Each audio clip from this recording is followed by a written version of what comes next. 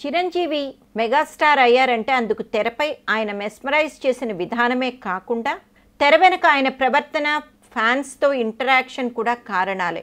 పవన్ కళ్యాణ్, మహేష్ బాబు ఇద్దరు తెరపై ఎంత సందడి చేసినా కానీ తెర వెనుకకు వచ్చేసరికి చాలా బిడియంగా వ్యవహరిస్తూ ఉంటారు. చిరంజీవి మాదిరిగా కలుపుగోలుతనం, అందరినీ తమ వాళ్ళుగా కలుపుకుపోయే గుణం వీరిలో లేవు.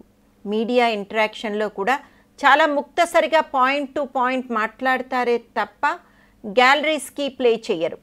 ఈ లక్షణాలన్నీ చిరంజీవి తర్వాత జూనియర్ ఎన్టీఆర్లోనే కనిపిస్తున్నాయని, అతడిని నెంబర్ 1 చేయడానికి ఇవి దోహదం చేస్తాయని అంటున్నారు విశ్లేషకులు.